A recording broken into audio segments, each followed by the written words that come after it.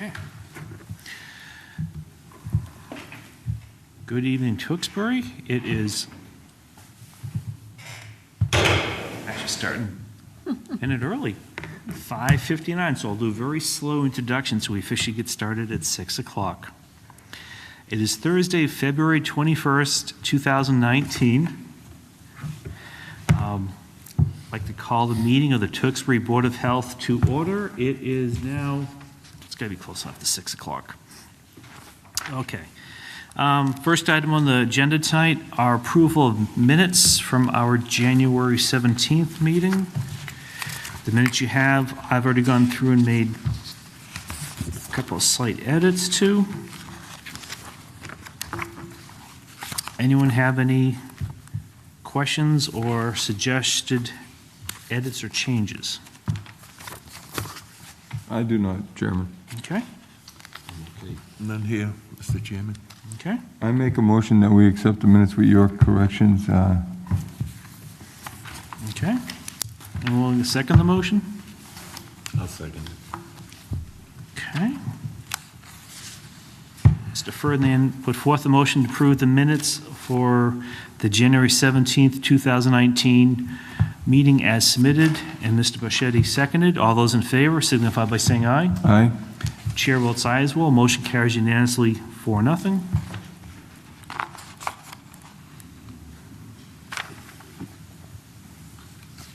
Okay.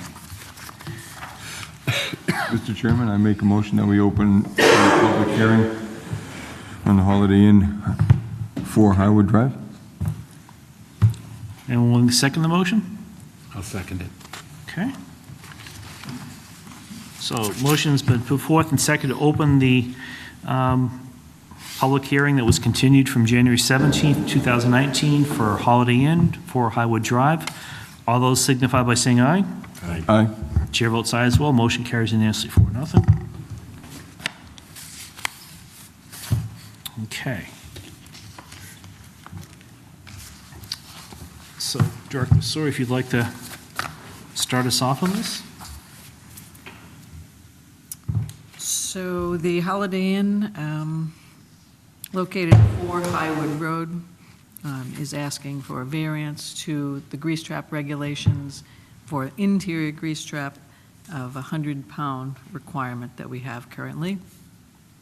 They have provided us just yesterday, I emailed it to you, a proposal from Wind River regarding the corrections that they need. You probably haven't seen the kitchen, but this is a very large expanse of space, and things are very spaced out. So unlike a general kitchen of a restaurant where all the washing's in one area and such, there are sinks in multiple areas. The dishwasher is here. There's a 3-bay. There's another sink. There's a hand sink. The original design had multiple grease traps in the ground, 40-pounders here, there, 5 or 6 maybe. Yeah, 6. So because of some repairs that are needed to be made, this discussion came up as well as the timing, that they were needed to comply. Who's going to put in 6 100-pound 100-pound grease tanks? So they got this proposal from Wind River on how to really correct their situation, and Mr. Terwilliger's here. He can explain it a little bit more, but as you can see, I did get a signature from Paul Wild. He's the town plumbing inspector. He looked at the proposal and felt that it was a reasonable approach for their issues and that it met the plumbing code, and he did sign off on it. So the plumbing code is different from our local code, but in this case, he feels it's a good application. So his recommendation is to approve. I have no issues with the proposal and the approval of the variance, if you choose to do so. So if you'd just like to introduce yourself, and again, even at the second meeting, just, the routine? Yep. Jeff Terwilliger, General Manager at the Holiday Inn Tewksbury. I did bring a copy of the floor plan of the kitchen just for, yeah. Also a copy. Thank you, Jeff. Thank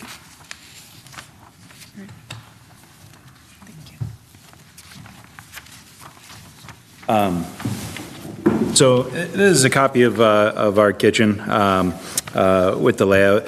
There's, it's actually 5 grease traps, I'm sorry, that we have. On here, I've circled in red 2 grease traps that we are going to have removed and capped off. As Susan stated, you know, they had grease trap for a hand sink, and so upon having Wind River come in to assess our kitchen, they said that, you know, to the code, we had reviewed the code from the Board of Health and walked through the kitchen, and he put together this plan that he thought would meet the requirements of everything. So the first blue circle at the bottom of the page, that'll be, he's going to replace that. That's right at our dishwasher. That's going to be a 25-gallon per minute flow grease trap, which is roughly about a 75-pound trap when measuring weights.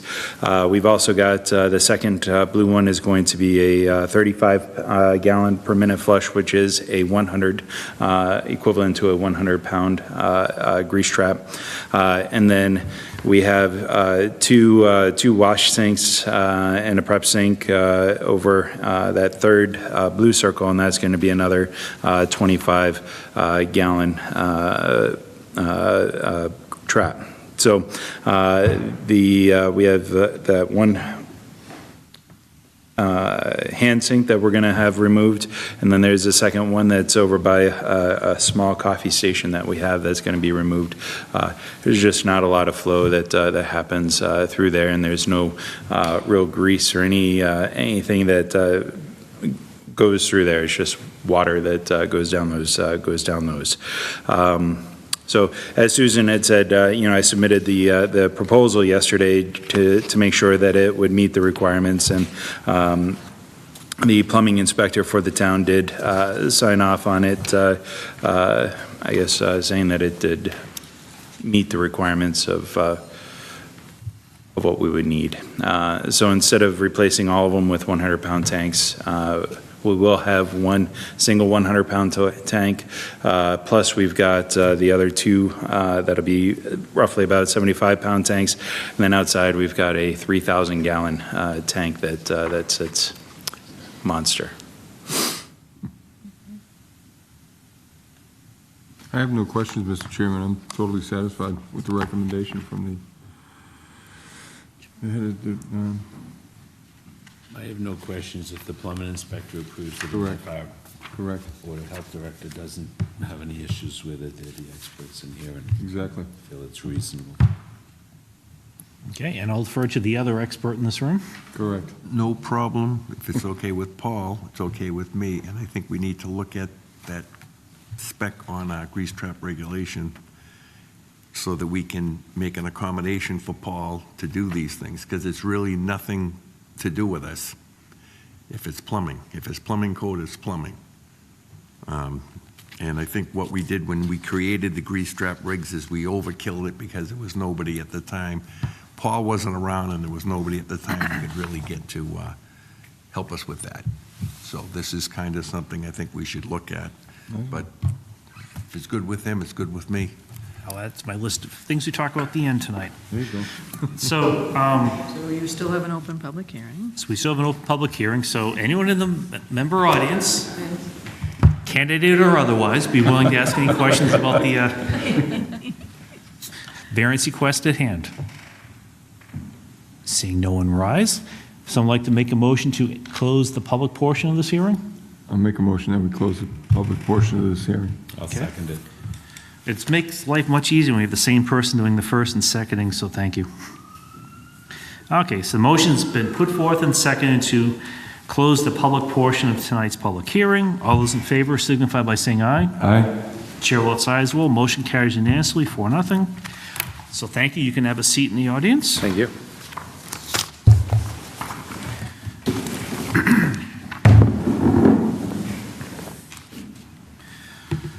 Okay, deliberation time. Sounds like you may not need to deliberate if everyone's in favor of approving the variance now that the plumbing inspector has signed off on the proposed plan. And the director is in support. Yep. Mhm. Okay, so it sounds like well, I guess since our motion drafter is home sick, I guess the motion be something along the lines of, we just, So did you want to do a finding of fact? yeah, we'll do a finding of fact, because I'd be remiss if he's actually watching us on his He's sick bed. watching. He's Okay. watching. He's there. Then your phone will be blowing up if I don't do finding of fact. So I guess chair can make finding of facts, it's not a motion. So finding of facts are that the applicant's plumber has submitted a plan denoting the proposed changes that the town plumbing inspector has approved in concept.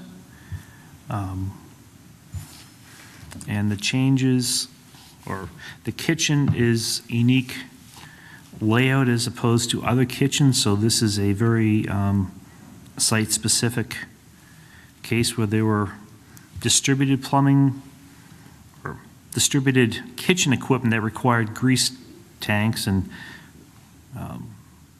this plan is starting to rectify that. I think that's all. Simple and to the point. Yep, simple to the point. Okay. So I guess the motion would be simply if someone wanted to put one together, be something to the extent that,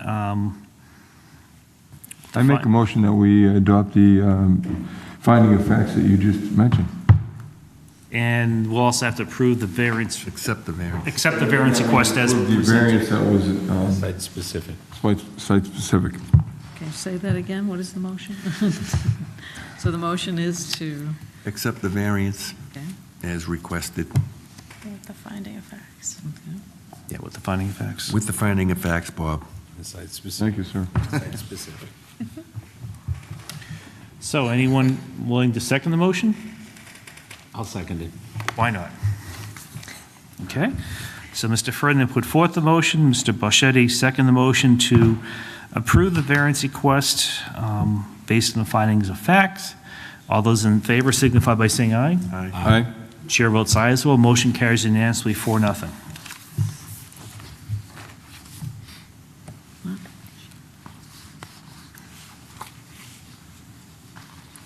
And Director, I'll let you state the last thing, but I think usually this, you would send them a letter with the Oh, variance? Yes, absolutely. So the, put the determination together in the next couple of days. You'll have that, so, ready to go, and I'll let Paul know that it's been approved. So when you're all ready to go, that'd be great. Thank you, Jeff. You're welcome. Thank you for so coming. much. Thank you for your comments at the early meeting. I'm sorry? Thank you for your comments at the early meeting as well. Yes, thank you. Well, either the clock stopped or we're doing record time. Let's keep going. There you go. Don't jinx it. Don't There you go, jinx Charlie. it. Go. Yeah, okay. Bob's at home saying, don't let Susan talk. Yeah. Director reports. So we're going to be here for a little bit. No, no. No, I don't want to make this too long. But as the chairman alluded to earlier, we have had a number of occasions in this town, in this region, or in this state, of all types of emergencies. Most recently for Merrimack Valley was the gas explosions in last fall, and there were dozens of restaurants without gas. There were people without gas. There were, for days, weeks, months. And the health departments had to respond on how to do that. But each establishment had to have their own emergency procedures, and if they didn't have any place, they had to design them very quickly, because it was something they'd never really thought of before. We had in Monday, in 20, when did we have the ice storm that you didn't have power for? Oh, yeah, that was last March. March of 2018. We had multiple days in the town where we had many locations, whether they be elder care facilities, food establishments, residents, with people who had no electricity, didn't know what to do with their food, restaurants who didn't know if they could be open, elder facilities, could they stay, in their facilities. And we always encourage emergency planning. Most recently, we've had water breaks of pipes in buildings and in the streets. And Shannon has gone out to restaurants with information on when you can stay open and when you can't. When you should call us and tell us that you don't have water. There are things that restaurant owners and permit holders are obligated to do. But in the hustle and bustle of life, I think we all know we should have emergency plans, but how do we get ourselves to do it? So most recently, we had an elder care facility that was without water. It was not elder care, retirement facility for over 55 that did not have water for multiple days, from a Friday to a Monday. We were unaware of the seriousness of what was going on. So our own emergency plan didn't happen. People called and called for DPW. Can you help? No, it was internal, so the DPW wasn't involved. Other people, weren't involved.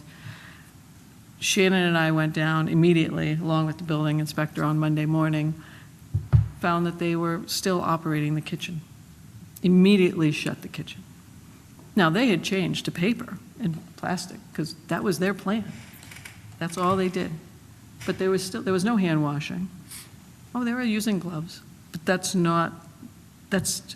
they just made their decision without calling us, without checking. They were bucketing water to the rooms so that elders could flush their toilet. Mm-hmm. They thought that was okay, Maybe for an afternoon that might have been okay, but when it became 2 days, 3 days, it wasn't okay,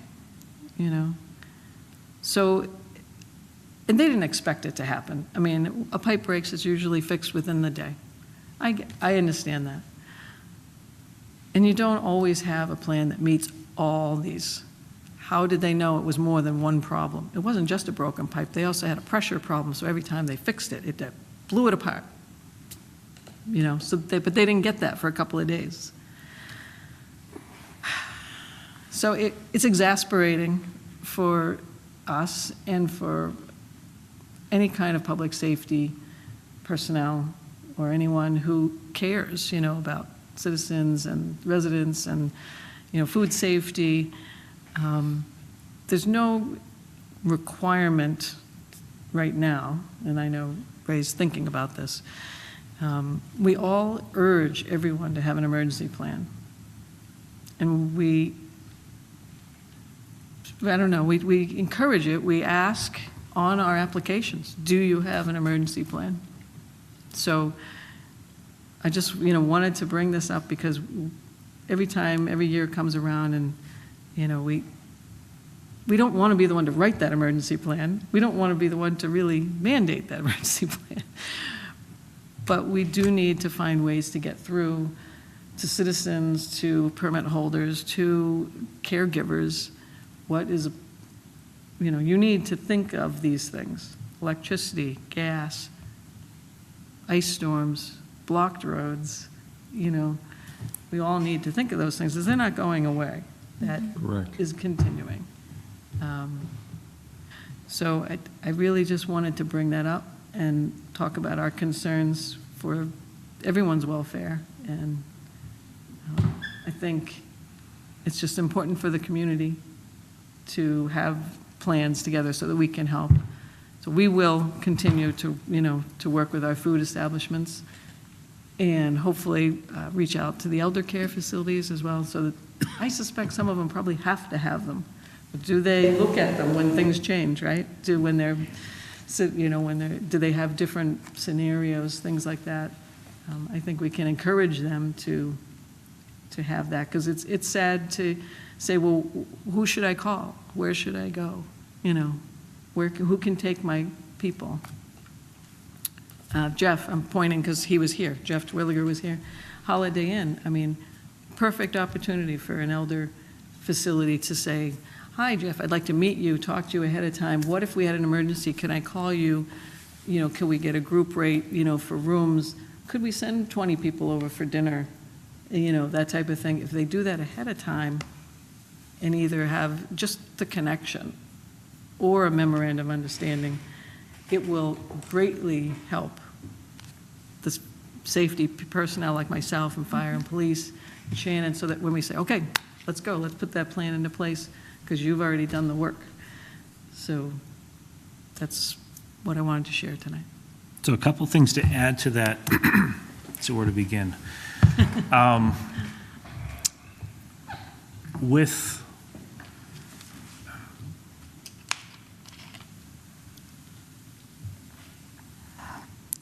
try to think of this to put this. With the case you were just talking about, a couple things that came out when I was looking into it. One is there are certain types of over 55 living facilities that are governed by state regulation that require them to have some type of emergency plan. And specifically, it seems that it's partly driven by any of those that get Social Security reimbursement or reimbursement from the government. So it's anything from an assisted living facility on up to higher levels of care. The problem in this case was it was a independent living facility. So essentially it's a apartment complex for over 55. So there are no regulations. So them having no management plan, they were not in fault of any regulation. As Director Sawyer had mentioned, that's something I'm in conversation with her about, is that I think that we as the board should look at adopting some type of a regulation that would require these facilities to have such a plan in place. Just like we're talking about the pools, you can have that knowledge in your head, but unless it's written down. And in this case, they had no plan, and the local folks did not know what to do. Was it an independent group, Chairman, or was it like multiple facilities? Oh, this is part of a national chain. A national chain, so it has more than one Yeah, facility? it's not just a, You would think single. that they would have. but they're also gotten the emergency plan from another facility in the state and are using that as a basis for them creating one. But because it's not required by any regulation, it's an afterthought. And we've had 2 instances now where something has happened in such a facility. Another one, I think it was like 2 winters ago, a sprinkler pipe had burst in the winter, and they called the health department asking if they could open up a warming shelter. Well, that's not on the town to do, that's on them. So again, it's trying to have these folks be aware of what you need to in an emergency. And we also found out in this case too, the very first page needs to be an emergency contact list. Call this person in the event that this happens or that happens. Because my wife too had been calling, because one of our friends has a mother who was a resident there, and getting redirected from one town department to the other, saying, oh, it's not us, call them, when in fact it was not something that the town had to respond to because it was not on the town side, but rather it was a health department issue. And so there are things that we need to do in terms of the communication plan from the town standpoint as well, that if the 911 dispatch center gets a call that someone's without water, if it's not a police, fire, or DPW issue, depending on the facility, if there's food prep, it's a health department issue, and they need to know to contact them. So it, just like the ice storms from last March, it exposed a lot of communication gaps. So I think there's room that we have to work in this. My mother lives at a similar complex, and so she's on the resident advisory council, and I've been asking her to find out what types of plans do this much larger facility have. Again, they're part of a chain, and eventually that something happens. Because at least if you have something in place or plan, hopefully it's something smaller than what you've written for, you can easily follow it, but at least you have something to go by. These facilities, as they get registered, Director, do we give them a list from the Board of Health, the jurisdictions that we do oversee, so that going along the lines, like for the checklist that, Chairman Barry was stating, because it makes a heck of a lot of sense. But like, do all these facilities know exactly, because it's sounding like that they're not sure who to call, and because they're not sure, is it something that when they apply for licensure for food, or do we have just like a simple checklist we can give them? This is all the Board of Health. I mean, I think anything building related, people would think it would be under the building inspector, but do we give them like a small checklist when they're filing their application, or no? I mean, not really. I mean, the restaurants agree to uphold the food code, and if they are without water, they're supposed to call us. That's like, they're supposed to know. If they don't have, they should contact us, and we'll let them know what to do, or they should have an emergency plan, and that's on our application. We have, do you have one? Right. But we don't ask for it. We just, And the chef knew. When we showed up, he was like, oh, thank God you're finally here. It's like, well, you could have called us. Well, they're Serve Safe certified, He correct? knew, but So it's more so the isn't it- managers wanted them to stay open, the kitchen. Mr. Chairman, Yeah. now, these are over 55 establishments and/or like elder care or people with disabilities or something like that? No, Because specifically, it's the No, it's like independent a living, residential, yeah. independent living. which means there is no medical care given at the facility, even though here home health aides can go in. So it's intended as a Okay. downsizing place. You How many move from your house. facilities? So it's like it's almost like Main an one. intermediate It's unique. Yeah. It is step very- between Let's set 'em up. not going someplace where it's That's 100% correct. care. It's that between, Okay, yeah. these places have elaborate lease agreements, and the family of these people, if they don't have the brains to be looking after their people who live in these units, they should be ashamed of themselves. I mean, I understand what we're talking about here. This is no different than the lifeguard situation. Right. But these people with family members that live in these facilities that weren't paying attention or didn't call or ignored it, A lot of them came and picked them up, and some of them, That's how we but found by out. their own choice, and some went and spent the night, but they just, I think there's crazy. always an assumption everyone's doing things the way they're supposed Yeah, to. You can't exactly. assume, we know what that means. yeah. Yeah, the residents' family members are the ones who called, so that's how we found out, really. It's Monday morning with all these voicemails, and then the phone calls started coming in. Other than that, Now, believe me, evacuation would have been traumatic, there's no doubt. I mean, because this, they are the population, yes, they're independent, but, there's still stress, it would be stressful. So we didn't instantly walk in and say, you need to be evacuated, but had it not come back on, I was about We to were do not it gonna allow at this 2 o'clock, bucketing and of then the water water to continue. came back on, so. yeah, No, I just found it interesting yeah.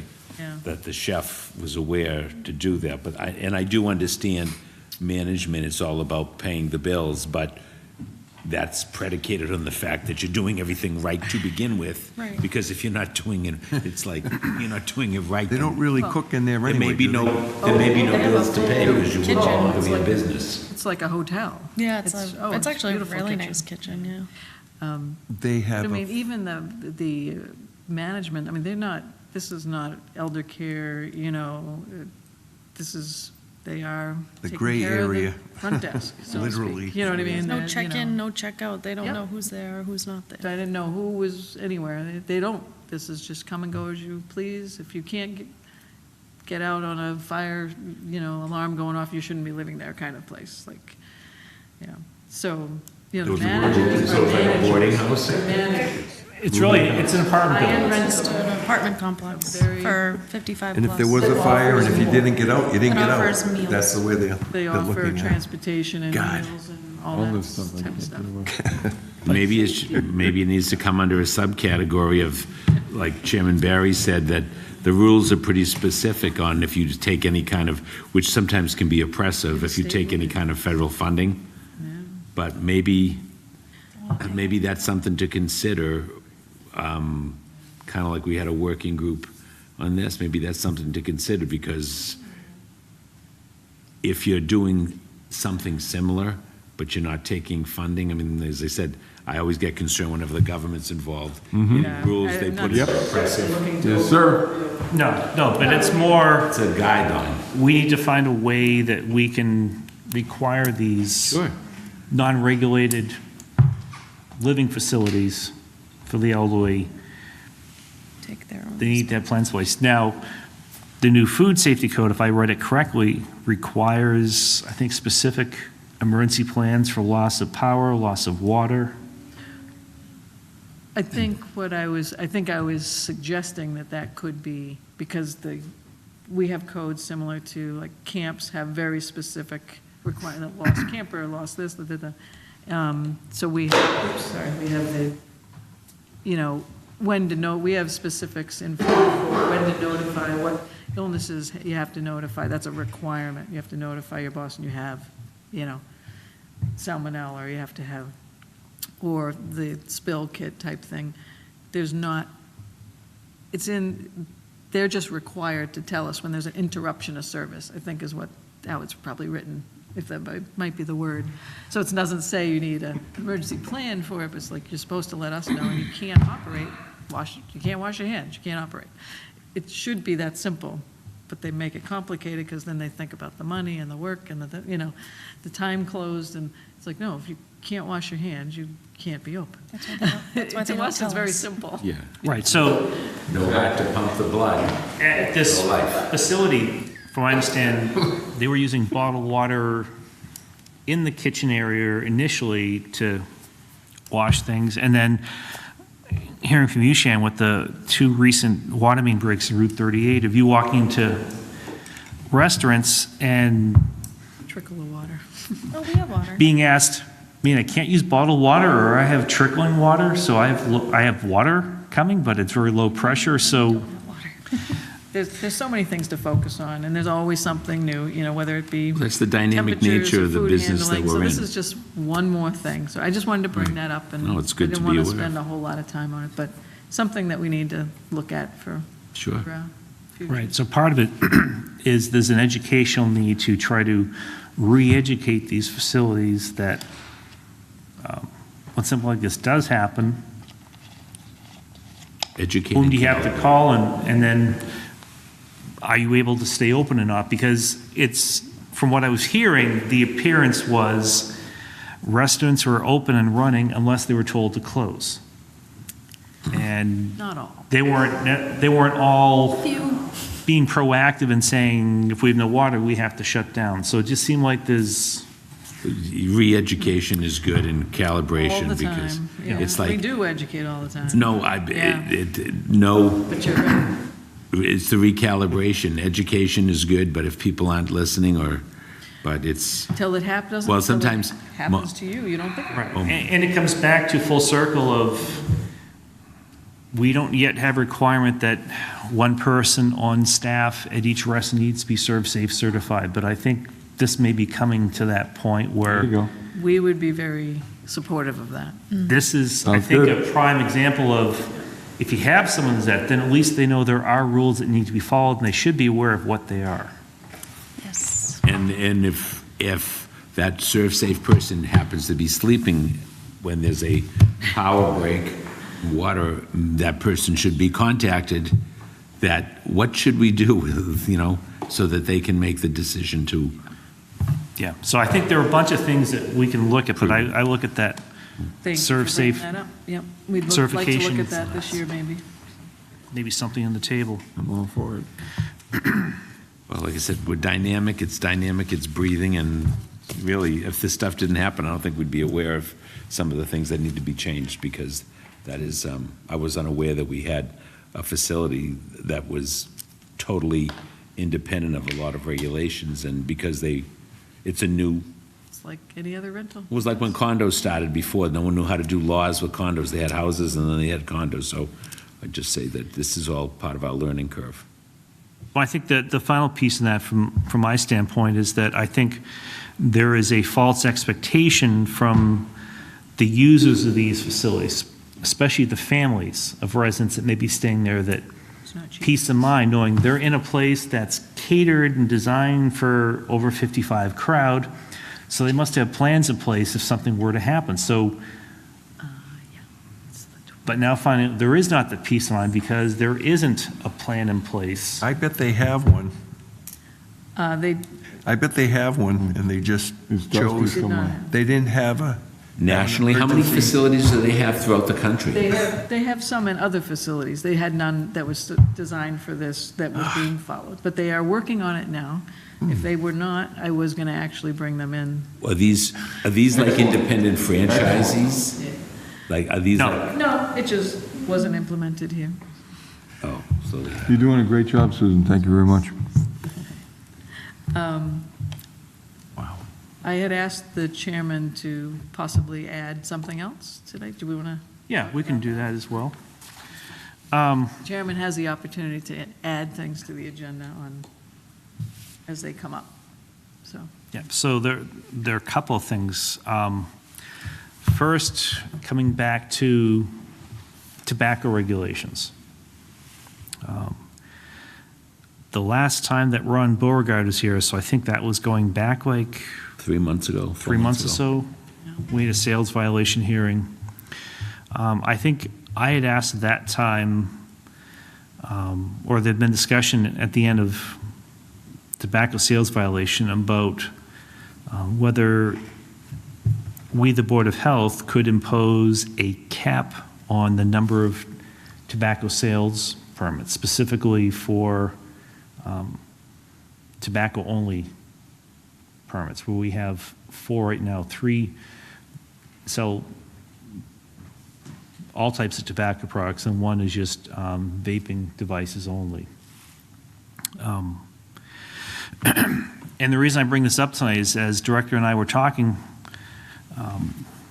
and she was talking with Mr. Beauregard, it became clear that several towns in our immediate vicinity have either adopted or are looking at putting caps in place. The net result being that if a town now has a cap or they're about to put a cap in, anyone that's looking at opening up a tobacco store is then going to seek out those communities that Correct. don't have a cap. Correct. So, and that's a discussion for a different night about whether we should put a cap, and if so, what that is. But I at least want to inform the board that from Mr. Beauregard came the opinion that we are able to impose a cap should we decide to. And because this is coming to a head now, I think it's something we need to look at much sooner than later. I would ask if we could do it next month, considering the last 3 years ago when I ran it, they changed. We adopted some regulations the month before the new board was in place.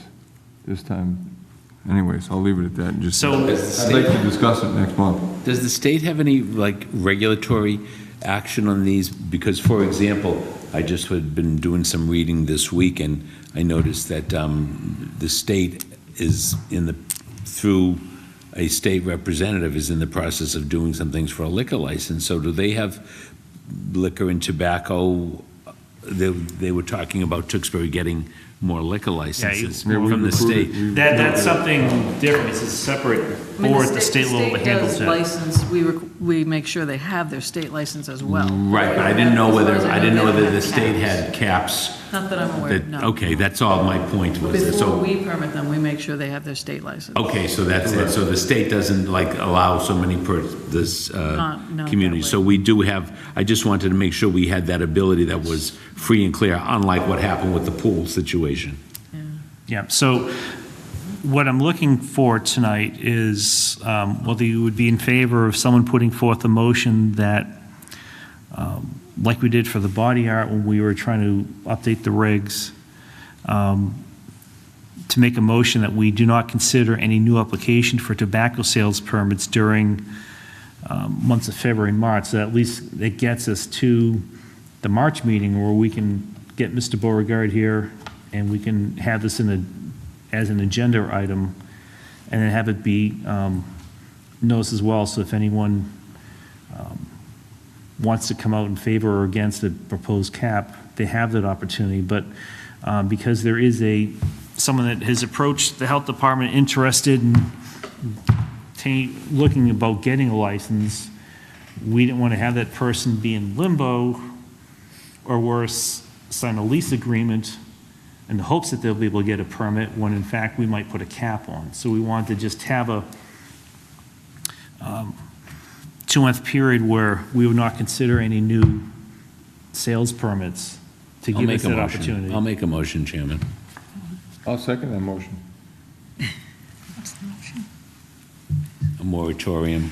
Moratorium of 2 months. So there's verbiage. Read bottom paragraph.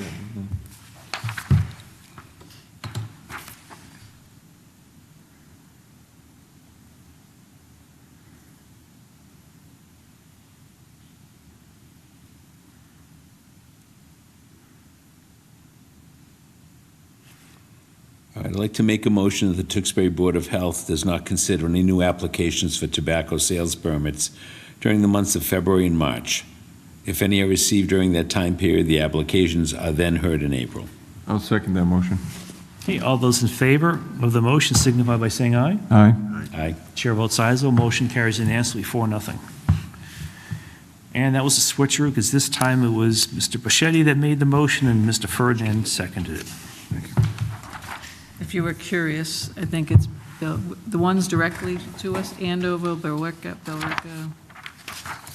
Middleton, North Reading, Haverhill, they all have caps. Not Wilmington at this point, though. I'm not sure about Wilmington. Yeah, I didn't, Yes, as part of this, we'll get the actual hard numbers both from tobacco-only stores and then the general stores, which I think we had 4 tobacco-only and 32 retail Mixed stores use, that yeah, also have a mixed use, tobacco license.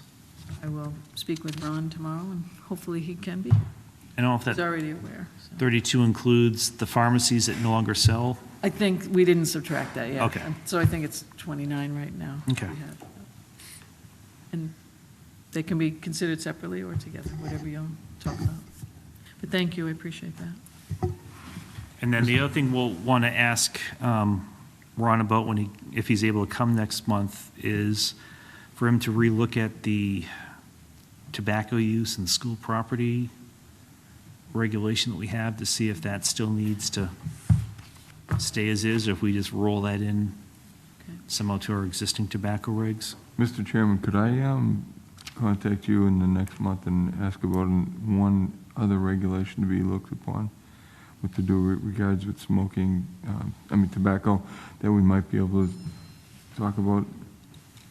Yeah, and you can ask Yeah, me you can- questions. You can talk to Ron anytime, Yeah. too. Okay, because He's what available. I'd like, well, Yeah, You can sure. ask right now. Go ahead. what I'd like to do is, I'd like to give the opportunity to a couple of places again that I've talked to on looking at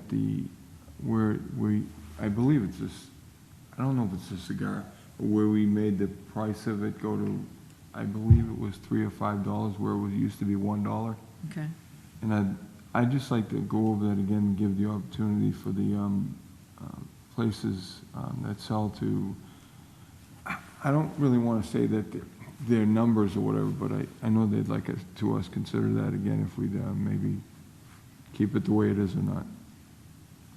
Yeah, I think that was the That's price the for only individual one cigars. That's the only one I had any talk about with any of the that we've changed in the last 3 years.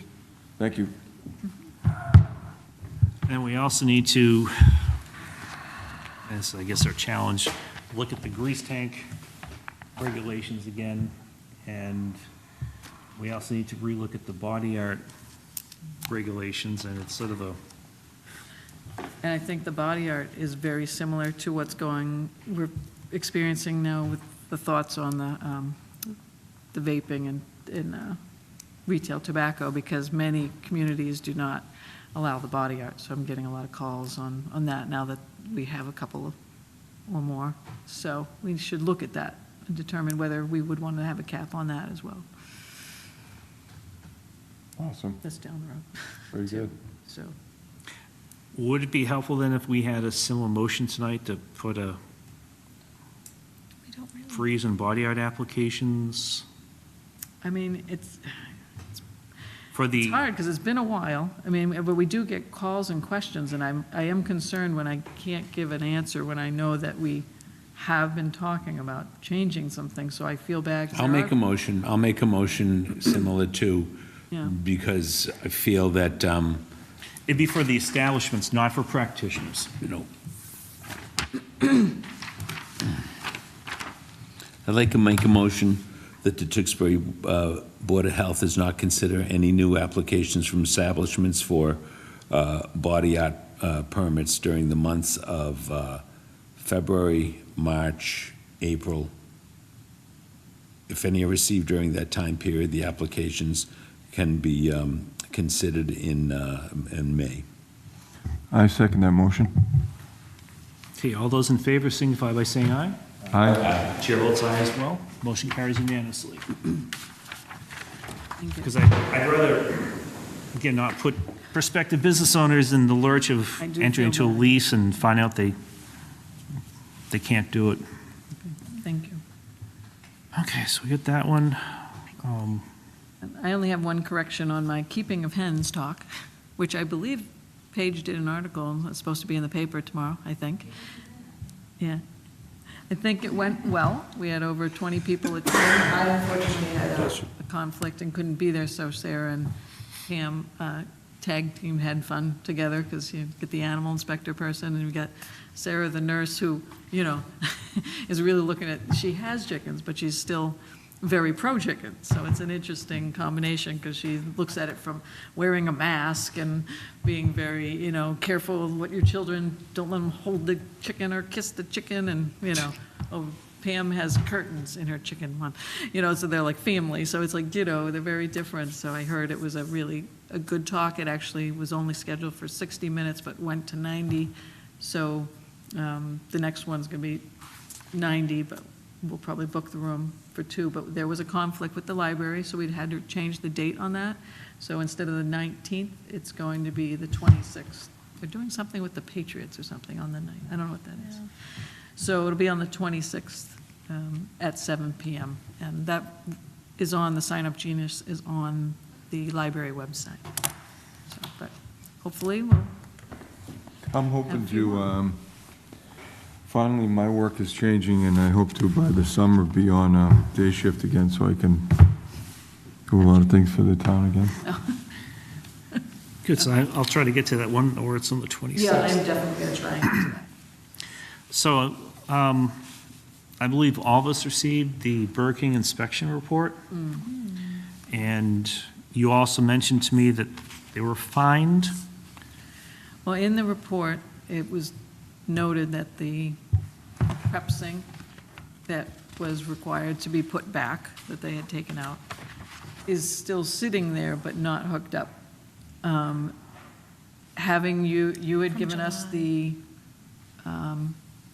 direction that we should, find the next time that something happened. I think this has been long enough. So we Shannon sent a $100 fine. Last Friday. If Did you get a response back, Shannon? Nothing yet. So we Was don't, that, I have to Was- ask, a certified mail? you didn't- I'm just asking, thank you. In person. Don't have to. well, they can say they didn't get it. Yeah, I guess. So we might have to walk it down there. I think you ladies make a great presence when you show up, and I think it's probably always nice to give something So- in hand. I'm always for that, because, So my question to you is, this can be a fine that's daily, weekly. My recommendation or thought was to apply it weekly until it's done. I don't know. I like or weekly. monthly. I don't know what you'd like us to do. I don't understand why it's not hooked up. I can't explain it. So Charlie, do you know if there's an expiration date on a building permit? Is there a certain? I think there is, I think it's a year, but I think they can renew it as they go, I believe. That's not, I don't know for sure, but I had one input on the Burger King scenario. Can we refer to this Burger King as the Wamasett Burger King? Please do, Because yeah. there's two Burger Kings in town. Yeah. Yeah, Yes. sorry about, The we other one, forget that. and the one up here is just, it's No immaculate. comparison, yeah. Right. None at all. Totally Right. different owners, Yes. totally different. it's We have no managed- issue with, All right. what number is that one? We'll call that the one near. 1960 something? Yeah. Well, It's- they're not 85. they're It's one of not my very few, long. they're one of my few thorns in my side in this, in the years that I've been involved with the Board of Health. So I'm in favor of the agreement that you're doing to weekly, but honestly, if they, next month, I may have a different opinion about that. If they don't. Trouble that no one's responded to you. I don't, Maybe tomorrow, Friday would be a good day to deliver it in hand, because after a week, there's always a chance that the mailman didn't get through with the weather, but it's been bad, but I know the Board of Health will get through. Well, I guess one thing we can at least do is inform them that if they do not get the sink installed before our next meeting, they're going to be before us again. Okay, Um, sure.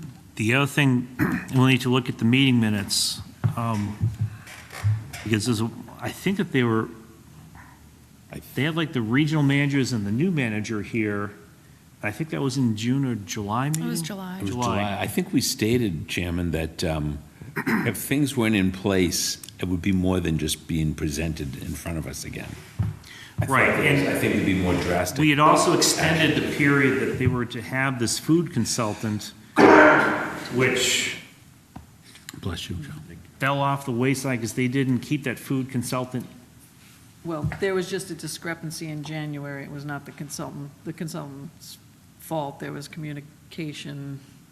They thought it ended they believed it ended in December. She knew it did not. They checked with Shannon. January went by before they got an inspection. So this inspection, as you see, is February because they did not do January. What's the, is it, I mean, I hate to say it, but I'm tending to, I think we're a very receptive board. I think we're a very reasonable board. And I think that we do trying to take into account all the different trials and tribulations that individuals and businesses go through to protect the safety of the public. But I think this is something that's been ongoing since July anyway. I remember the meeting, and I remember the people coming in, and I remember everything we talked about, we reviewed in the Board of Health. Maybe a closure might be appropriate. and that was, I mean, mentioned, that was with the new management, which I finally accepted because I think everybody should get, not a second chance, but she should get a chance to straighten it out. I think we did, but I mean, we No, could- I'm saying, 2 years I was not happy with this. So I'm getting to the point where I'm just saying where I'm at with this thing. We can invite I them to am- the meeting. I'm frustrated. Yeah, I think what we do is we invite them to the next meeting, because they've already been before us twice, which,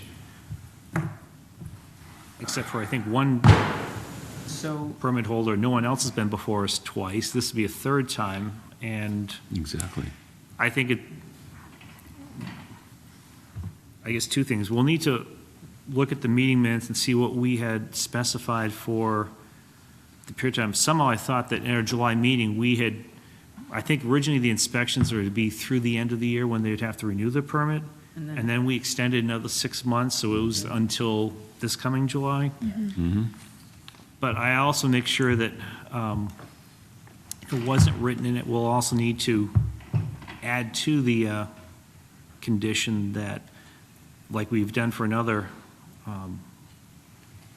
food permit holder, that they'll continue to have to have the third-party inspections until they get 3 reports that have no violations. Because every time we've seen a report, there's been violations to one degree or the other. They had gotten, it goes in, it goes up and down. This Cyclical. last one had a couple, and the ones before were better. How long is it that the sink has not been installed was that? It's harder at a full Promises service that, to get the It was sink installed. de-installed. Yeah, it's difficult not to That's what I'm have saying. any. It's not like a convenience store, so it would probably, criticals are the Right. major issue. And we don't, criticals are priority, as they're called, that are more directly to foodborne illness and not just any particular violation. So the way I don't know if it can handle it the same way. Generally, what I do would be to say that we're having the discussion on whether there should be a suspension. And they can come. This is kind of what we did with Breakaway. I said, this is what's going to happen. You can come and talk about this, but this is what the board is considering.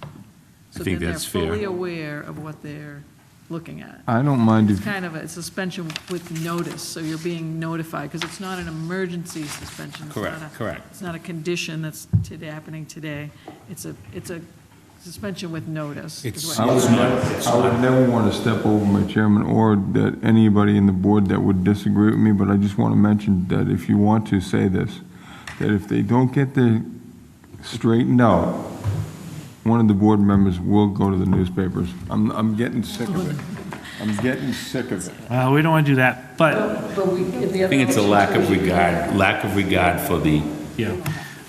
So I know. it dawned on me, Some companies, I think they're Jim, at the July meeting, that was well, we've had lengthy meetings, but that was one of the lengthier meetings, I believe. And I'm almost positive that Mr. Scarano had asked for in the motion for them that they were to provide us some type of, I thought it was a letter with the schedule of when the plan of when they were going to get everything fixed. And they gave us some information. I remember when the two women were here. permit, and that was it. And I don't know if they in fact ever truly gave us that information that listed dates, because the sink was one of the things that had been Removed. mentioned that they were to, I think we thought they were going to do it pretty quick. That's why I think Yeah. it was one of those, you pull a permit and you do it. So, So to be I- honest, seeing it sitting there, I don't even think I noticed it wasn't, isn't that terrible? I went in once on a I went in complaint, twice. and I don't think I even noticed it I think it's wasn't because I working yet. saw it that I thought, Yeah, it just, so my thought has evolved that I think that, to your point, I think that as of right now, based on this information, when they come before us next month, it should be, we'll have an agenda on about whether we actually suspend the license. I'll write it up. That's properly. fair. Because they've been given more than ample opportunity, and we've had all types of promises, assurances from them that everything would be fixed. And I certainly had Pretty hoped that generous to give them another month, too. third-party inspector going out where it's worked in others, it has not done Yeah. anything long-term or repeatable here. No, and the major concern, if anyone wants to know, with prep sinks, now, what they're doing is, lettuce, tomato. So if they're not doing, they have a procedure to use the other sink right now, which is not the way to do it. They're supposed to have that separate sink. So if somebody did something wrong with that procedure, this is not something you cook. That's the concern, if there's contamination or cross-contamination. That's why. So order your food without lettuce or Okay. tomatoes. Okay. yeah. Oh, you didn't just say that. Susan, if I could, Can they be notified tomorrow? Susan, if I could say one more thing. Just let me I finish it. can put the paperwork together, yeah. I just think that it's just been, That will give. it's been a disregard. I mean, it's It like, should be a resend with just a copy letter on it. You're getting this again. What's going on? But just check to see Okay, Resend. if they had actually sent us anything back from July. yeah, probably not. They probably just pulled the permit, and that was their signal it was gonna get done or something. Control. do you have the date when the permit was pulled? I don't have anything with me now. No, I'm saying maybe it might behoove us to find the date that they did pull the permit. Yeah, I don't recall, but we'll have that data for you. I'll just, yeah, that's a good idea. I'll get Just to that make all this together. timely. I mean, Okay. And then you also had the annual report. Oh, yeah, I really didn't put it in as a discussion item. It's just due every February, so just basically notes some of the things we do. Can't note it all. So I picked some highlights, I put it in, and thank everyone for their hard work. And last question for you, any status update on electronic or online permitting? Got our tablets. We received our tablets this week, which is great. So we Excellent. actually have the Awesome. unit, and we powered them up, and we have the next meeting with People GIS person who's doing this, the software, designing the system on March 6th. So his preliminary, basically, in his mind, he's done everything so far that we've told him. So now we have to look at it, write down all our notes and tweak it, so to speak. So we're that much closer, so, Oh, good. yep. Anyone have any questions or any items to bring up tonight? Okay, Charlie, I guess it's, I'd like to make a motion that we adjourn the meeting I'll second it. okay. before 7 o'clock, which is great. Mr. Ruse put forth, Mr. Bichetti second the motion to adjourn tonight's meeting. All those in favor signify by saying aye. Aye. Chair votes aye as well. Motion carries unanimously. It's 6:59 PM. Good night, Tewksbury.